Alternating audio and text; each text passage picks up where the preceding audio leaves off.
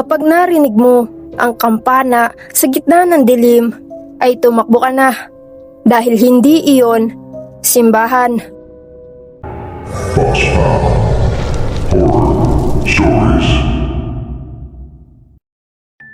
Isang magandang gabi, Boss Pao.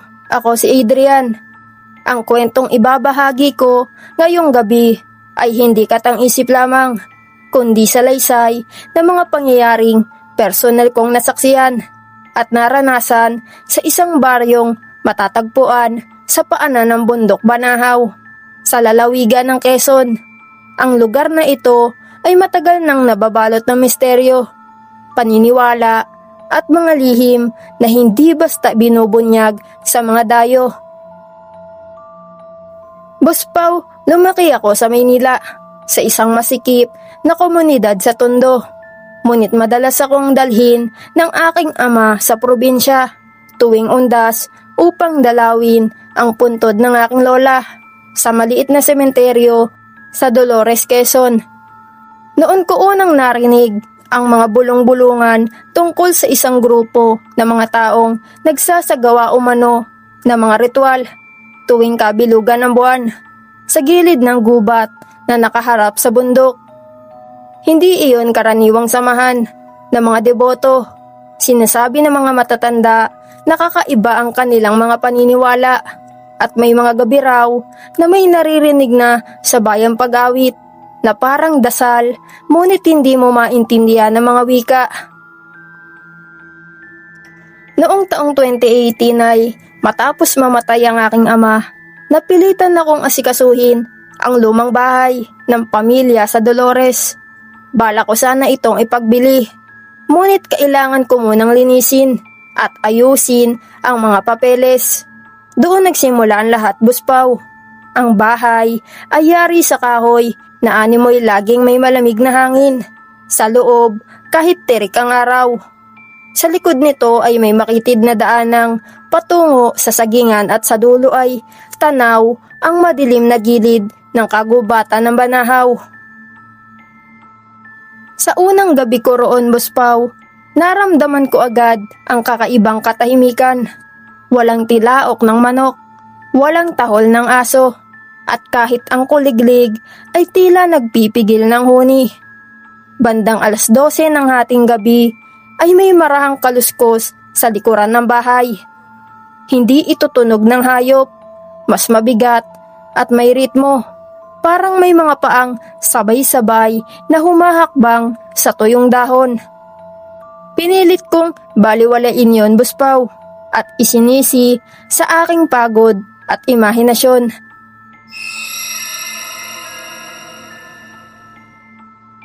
Kinabukasan, nakipagkita ako sa kapitan ng barangay upang magtanong tungkol sa mga tsismis na narinig ko noon pa.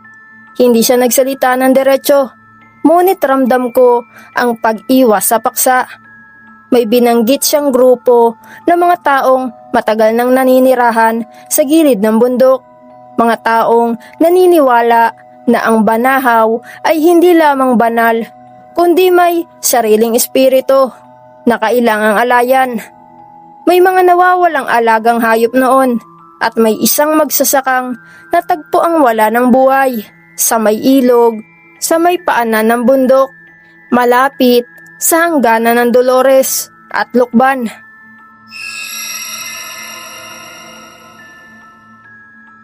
Lumipas ang ilang araw na tila payapa, ngunit tuwing gabi ay may naririnig akong mahinang pag-awit mula sa gubat. Hindi ito malinaw na kanta, parang monotono, na pagbigkas, na paulit-ulit, may kasamang mahinang pagtunog ng kampana o metal. Isang gabi ng kabilugan ng buwan, Boss Pao, nanaig ang aking kuryosidad. Sinundan ko ang tunog, dala ang isang flashlight at ang lumang rosaryo ng aking lola na nakita ko sa altar ng bahay. Habang papalapit ako sa gilid ng gubat, napansin ko ang kakaibang amoy ng insenso at nasusunog na dahon. May bahagyang liwanag sa pagitan ng mga puno. Doon ko nasilayan ang isang bilog na espasyo sa gitna ng kakahuyan. Tila nilinis mula sa mga damo at sanga. Sa gitna nito ay may malaking bato na hugis altar. At sa palibot ay may nakapwestong mga taong nakasuot ng puting damit na may pulang tali sa bewang. Ang kanilang mga muka ay natatakpan ng manipis na tela.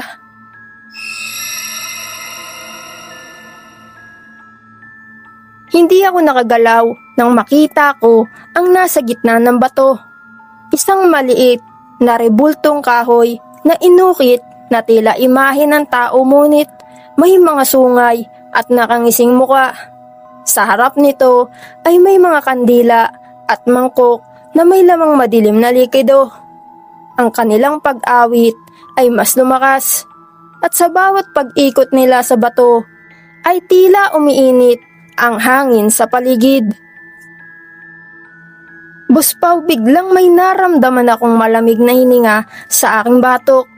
Hindi ko alam kung paano nila ako napansin, ngunit sabay-sabay silang tumigil at ibinaling ang kanilang mga ulo sa direksyon ko. Kahit natatakpan ang kanilang mga muka, ramdam ko ang kanilang pagtitig. Tumakbo ko pabalik sa bahay, halos hindi na humihinga, at isinara ang lahat ng bintana at pintuan. Akala ko, Buspaw, ay doon na matatapos ang lahat. Ngunit doon pa lamang nagsimula ang tunay na bangungot. Kinabukasan, may nakita akong marka sa harap ng aking pintuan. Isang simbolong iginuhit gamit ang tila dugo. Hugis bilog na may 3 tatsulok sa loob. Nang tanungin ko ang isang matandang taga roon, namutla siya at sinabi niyang matagal na raw may mga nawawalang tao sa baryo. Kadalasan ay mga dayo o mga umuwing kamag-anak mula sa Maynila.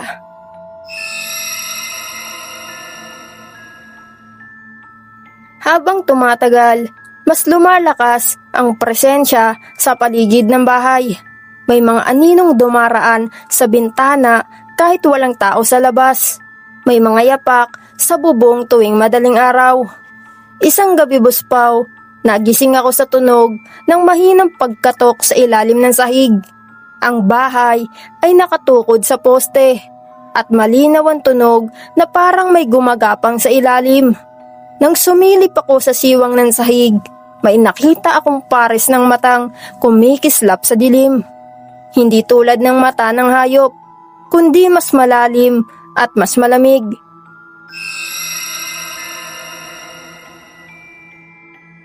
Doon ko naalala ang mga lumang kwento tungkol sa mga lihim na samahan sa Banahaw, mga grupong naghahalo ng paniniwalang Katoliko at sinaunang anito, at naniniwalang may espiritong nagbabantay sa bundok na nagbibigay ng kapangyarihan kapalit ng sakripisyo.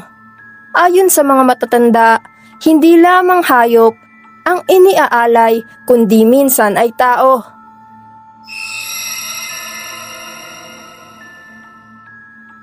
Isang hapon, Buspaw, habang inaayos ko ang mga lumang baul ng aking lola, may natagpuan akong lumang kwaderno na puno ng mga sulat kamay na dasal at simbolo.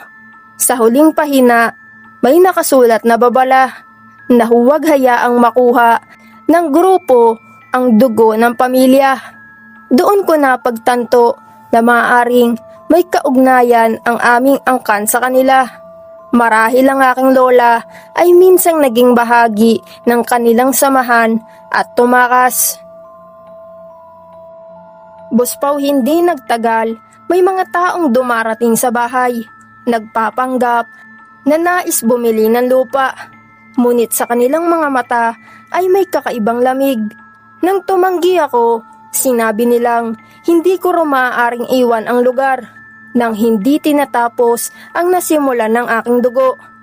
Mula noon, bawat gabi ay may naririnig akong pag-awit na mas malapit, mas malinaw, at tila tinatawag ang aking pangalan. Sa huling gabi ng aking pananatili roon, habang bumabagyo, at kumikidlat sa kabundukan ng Banahaw. Naramdaman kong may presensya sa loob mismo ng bahay. Hindi ko na kailangang lumabas upang makita ang ritual. Sila na ang lumapit.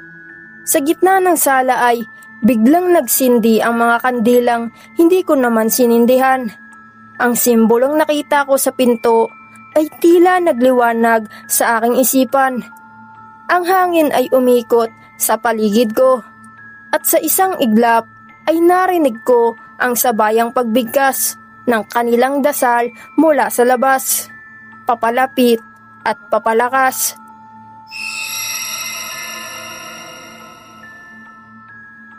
Boss Pao, hindi ko alam kung paano ako nakaligtas.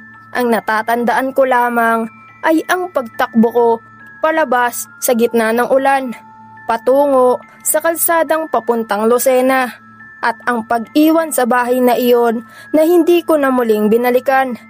Ilang linggo matapos iyon, nabalitaan ko sa isang kakilala na nasunog ang lumang bahay sa Dolores at walang natagpo ang bakas kung paano ito nagsimula. Mga ka-horror, ay maraming salamat po sa mga nakasubscribe na sa ating channel. At sa mga hindi pa nakasubscribe ay subscribe ka na, ka-horror. Maraming salamat.